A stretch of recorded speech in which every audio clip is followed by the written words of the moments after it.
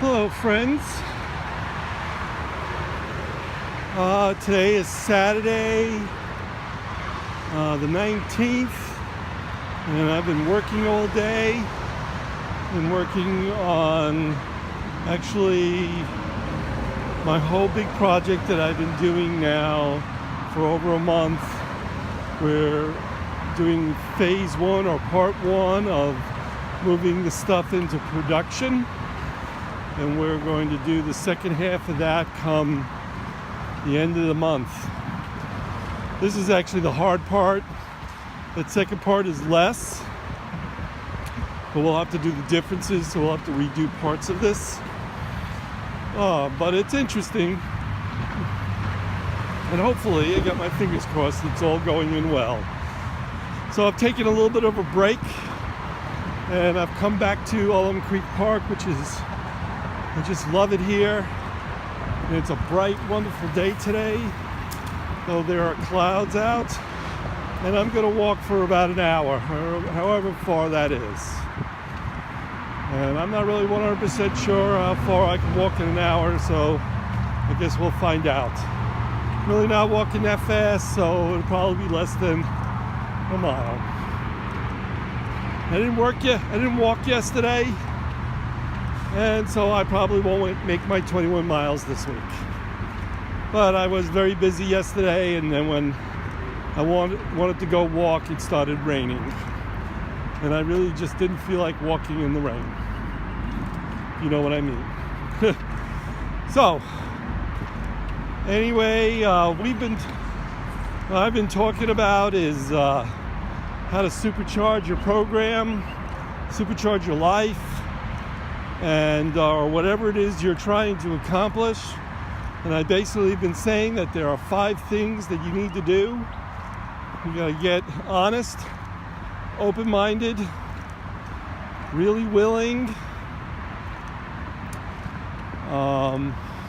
You need to set goals and make plans, and then you have to put it all into action.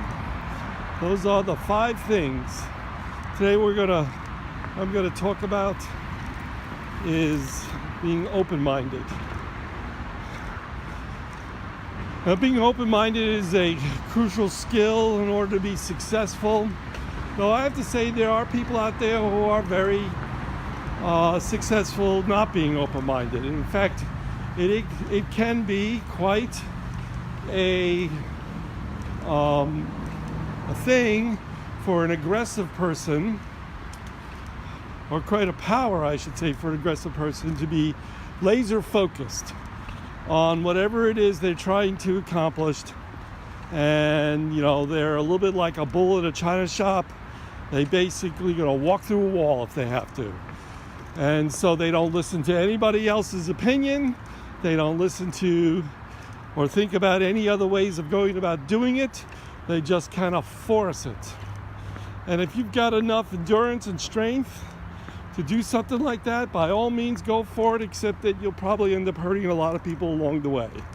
And since we want to have a decent life and feel good about ourselves, and since, I can really only speak for myself, that, I want to be, a good person, then I need to consider that hurting other people, getting angry, getting fearful, getting any kind of shame or having any kind of regret is only going to hurt me in the long run. And I don't want that. So I'm not that laser focused. I struggle more with kind of not staying on focus. So being open-minded is probably very good for me. So being open-minded means I'm open to everything. And, I've heard it said that we all are judges in our lives. And you get to choose how you want to approach things, and you can get to make up your mind about things. And if you choose to do it a certain way, and that works for you, that's wonderful. Okay? I'm going to say that quite often when we think things should go a certain way, there is a better way to do things. So if we were open to that, open up to the possibilities of things and willing to explore, then we might find an easier, better way of living our lives. Okay. Some ducks up here. These things can be quite vicious. I'm just going to walk over here by the wall and walk past them. If I leave them alone, they'll leave me alone.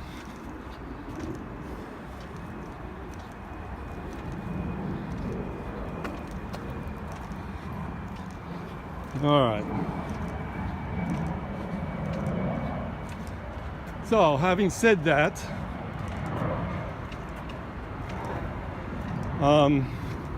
being open-minded is, a great way of living your life, because then you can always find a better way of doing things. Now, what drives a person, as I've said before, is what you believe. When you're open-minded, then you can grow. If you're not open-minded and you're closed, then growing is difficult. So being open-minded is less judgments, less decisions, being open to things. Now, eventually you're gonna have to make a decision how you're gonna do something, but it gives you lots of different routes. Life by itself basically is a big experiment. There's really no such thing as failure. What I mean by that is that, you try something, works, doesn't work. Okay, if it works, great. If it doesn't work, all right, you learned something. You learned something that doesn't work. And taking that attitude means it's a success. It doesn't work, that means there's got to be a way that does work. Maybe you have to ask for help. Maybe there's another possibility. So if you do a little bit of research, a little bit of experimentation, you might discover a better way of living. Being open-minded also means not settling on something. So for example, you try something and it works, and then you do a little more research and you discover an even better way. I can't tell you, as a developer, as a programmer, how many times I've been writing something a certain way for a while. I'll come along and I'll discover a better way to do the same thing. Something that takes less line of code, it's cleaner looking, runs faster. I'm always trying to find new and better ways of doing things. Being open-minded means being teachable, which means you're being humble about things. Okay? A person who's not humble to a person who is not open-minded will always try to grab whatever glory they can.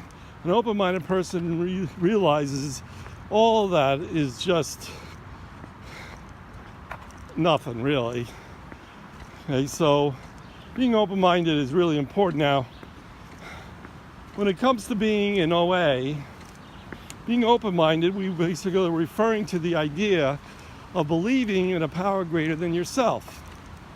I know that when I came into OA, I really struggled with the idea of finding a power greater than myself that was benevolent.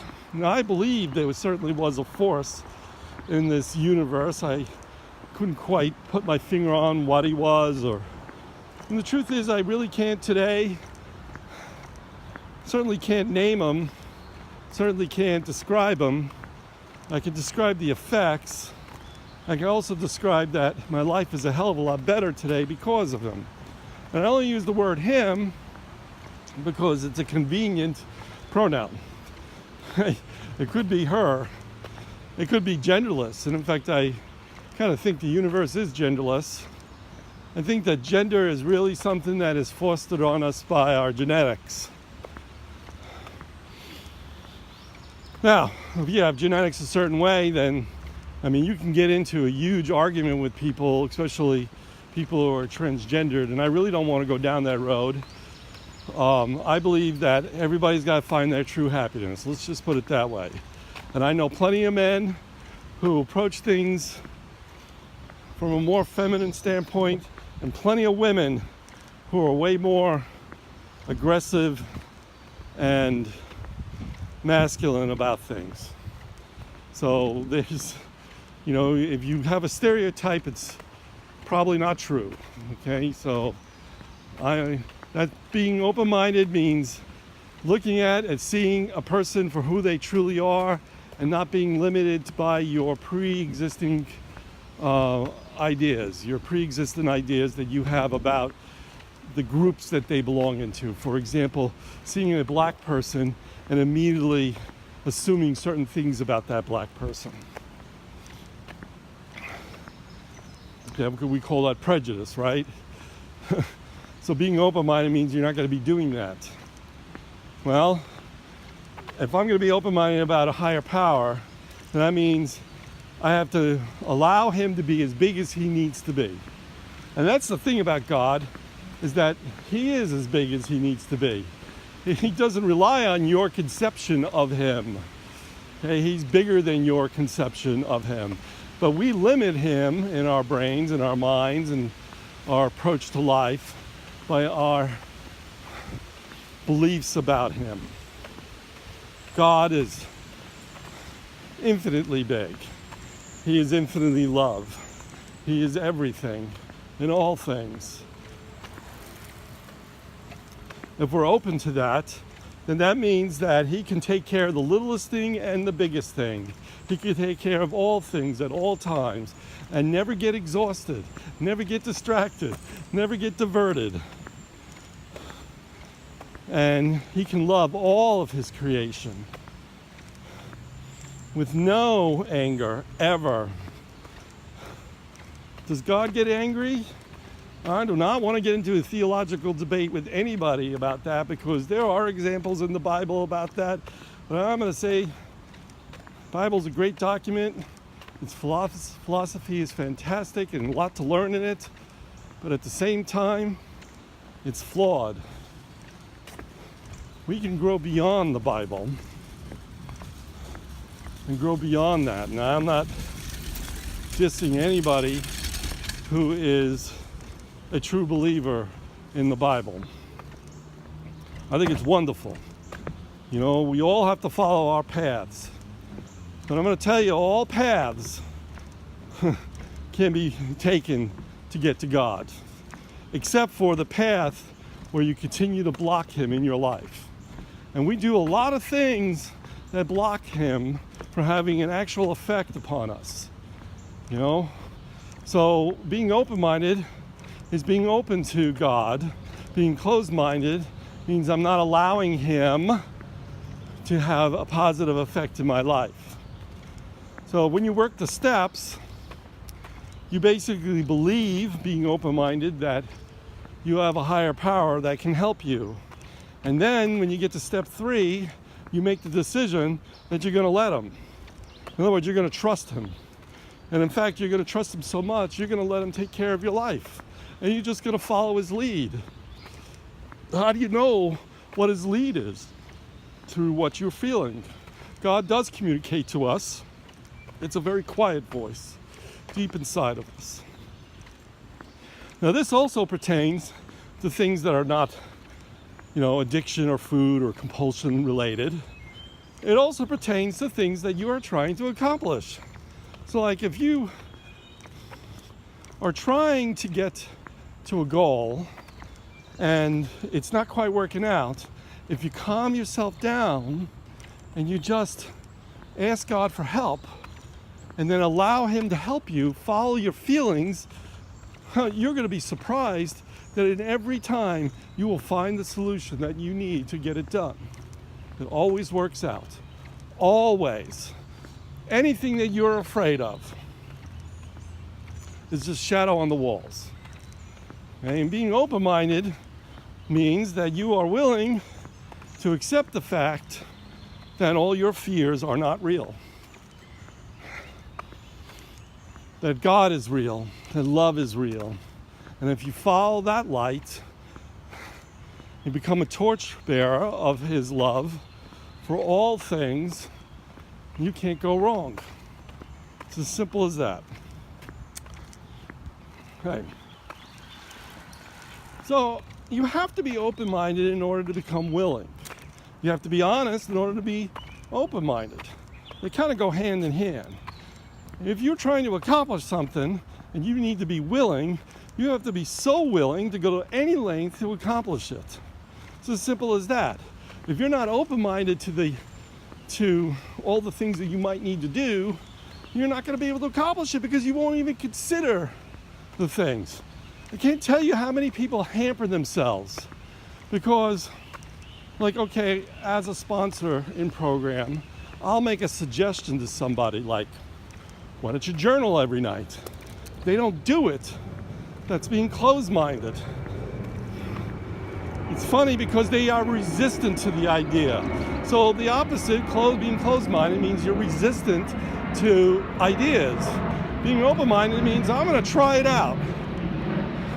And I'm going to stick with it for a while, make it a habit, and then if it's not really doing anything for me, then I'll find something else. But if it is doing something for me, wonderful. Well, it's my experience that all the things that I've learned in 12-step programs, works. They work for everybody, and that includes journaling. So when you journal at night,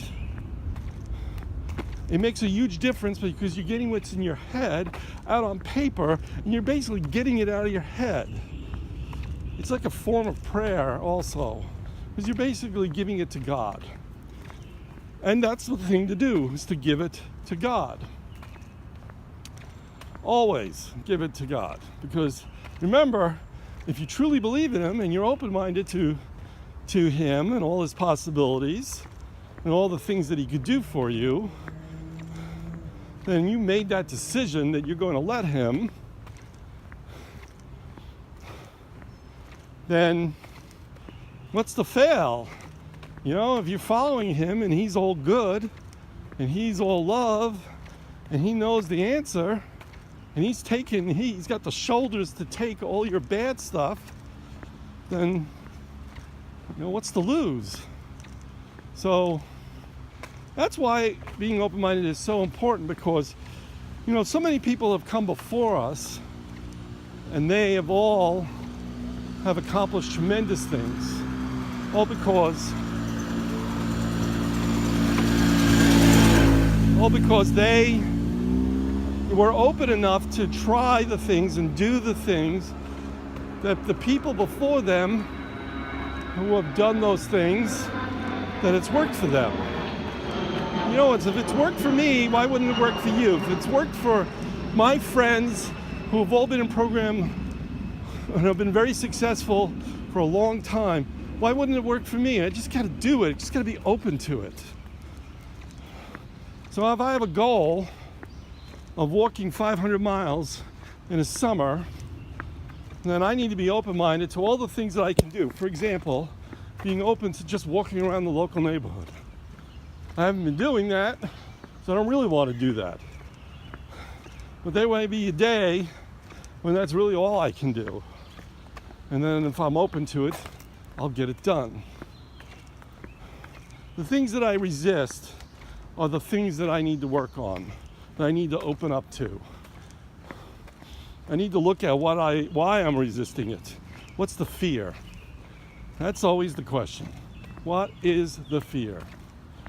Anyway, so that's what being open-minded is all about. I could probably talk more about it, but I think I'm just going around in circles. So I'm going to let you go on that note. And I hope you have a wonderful rest of the day. And tomorrow we get to talk about willingness. Isn't that exciting? I'll talk to you tomorrow. Bye.